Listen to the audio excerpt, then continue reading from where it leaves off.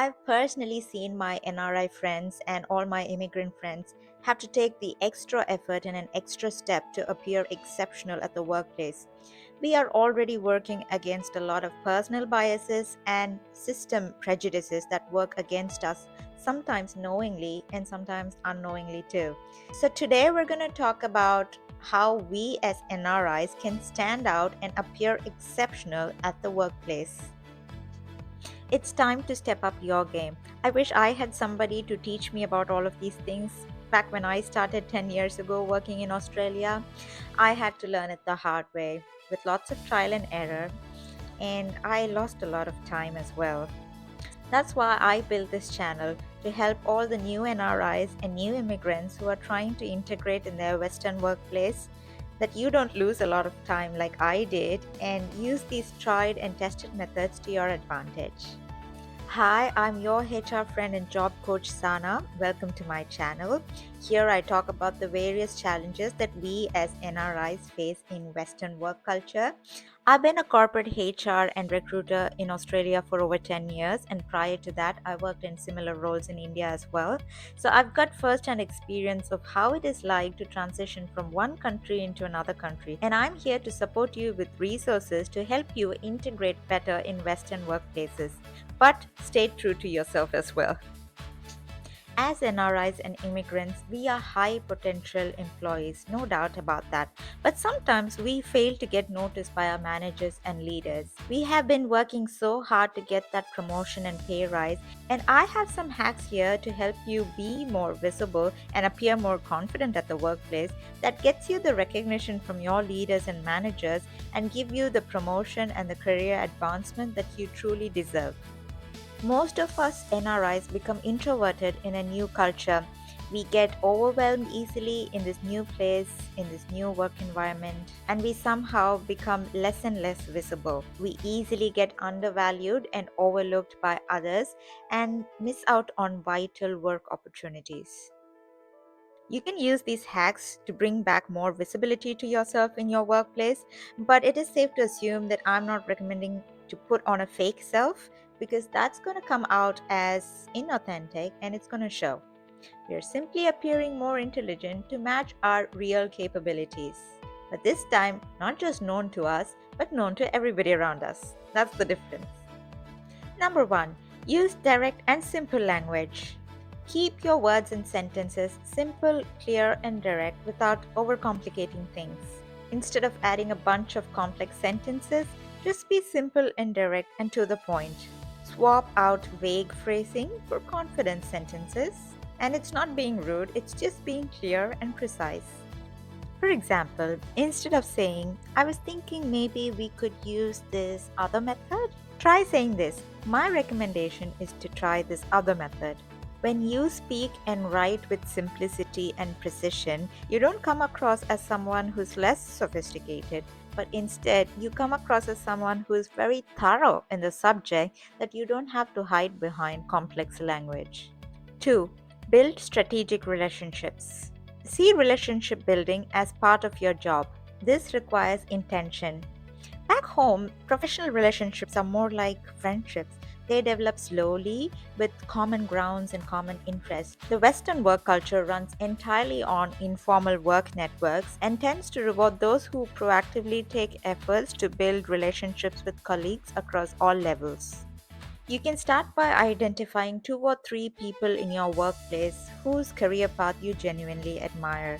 Try inviting them for a casual coffee chat or maybe a virtual call as well. And keep it low stakes. Express genuine curiosity about their work and their career path. You can ask questions about their teams, how the different teams collaborate, and genuinely have a listening ear. Over time, your efforts gradually compound and you naturally build a network around you, a network of people who know your name, your real capabilities, your interests, and most of all, think of you when there is a real opportunity that arises. Beyond peer to peer relationships, also my advice is to actively seek out for mentors and sponsors. A mentor is someone who advises you in your career, and a sponsor goes next level and advocates for you when you're not in the room. And this makes a massive difference for immigrants and NRIs like us who are less visible in the workplace. So, we definitely need a mentor or even a sponsor speaking for us. Make sure you speak to your sponsor or your mentor about your career aspirations. I know we NRIs tend to let our work do the talking. I was like this for a long time, but that's not what worked for me. Talk to your mentor about what you really want to do in your career, give them a time frame, and keep it casual. So when the right opportunity comes, your mentor actually thinks about you and recommends you. Volunteer for projects where your mentor or sponsor is in a leading role. That way, they know firsthand that you're capable of doing things as well. 3. End with one key message. Put your ideas and thoughts in one or two precise and clear sentences. Instead of going down a spiral of thoughts, consolidate your thoughts into short, focused, actionable points. This way, people also remember what you had to say and you come off as more composed and controlled.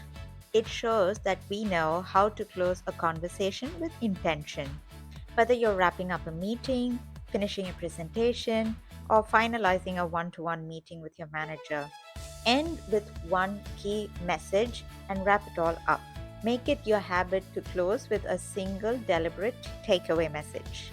This not only helps consolidate your message, but also makes your voice the last one that was heard in the room. It signals that you were in control of the conversation all this while. And over time, your colleagues, your managers, and your leaders will associate you with being clear, precise, and composed. 4. Be confident. I've spoken about this before, and I will continue talking about this in the future as well. It's so important. Our extroverted Western colleagues keep getting the promotions and pay rises compared to the more diligent, quiet, hardworking, introverted NRIs and immigrants. This is psychology at play. To tackle this issue, in meetings, project your voice as confident as possible, have a confident body language, speak with more conviction and self belief, consciously be more assertive, and practice articulating your thoughts into meaningful sentences. You don't have to wait until you feel confident. In fact, you do these actions to feel confident. Psychologists say that in fact, confidence doesn't come first, it's the action that comes first. So there you have it. Take the actions and feel confident. Step into it boldly and equip yourself with all the communication hacks as possible. 5. Tweak your vocabulary. Being multilingual and having cross cultural fluency is such a big advantage. We come with different opinions, solutions, and a diverse thought process. Couple that with some basic but powerful words that you can add into your vocabulary, and that will take you to the next level. Try tweaking your English vocabulary to sound more professional, credible, and confident. Here's an example. Try swapping out certain words for the other words that I'm going to give you. Swap out words like problems and issues to words like complication. For example, we ran into a problem with the software testing. Sounds not as great as we ran into a complication in the software testing.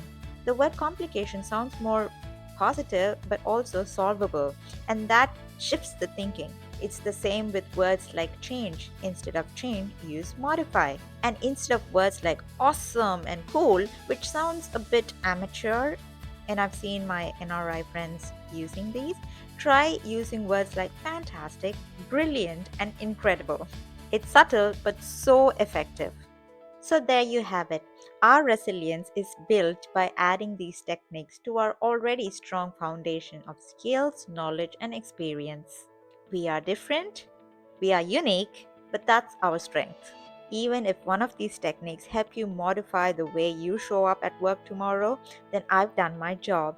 Share it with somebody who really needs to hear this message, because somewhere out there, there is an immigrant professional who's working so hard and yet not being recognized and not being visible, and that needs to change. Thank you so much for joining me today. Please like, subscribe, and support my channel for more such useful content that you can use in your own workplace. I'll see you in the next one.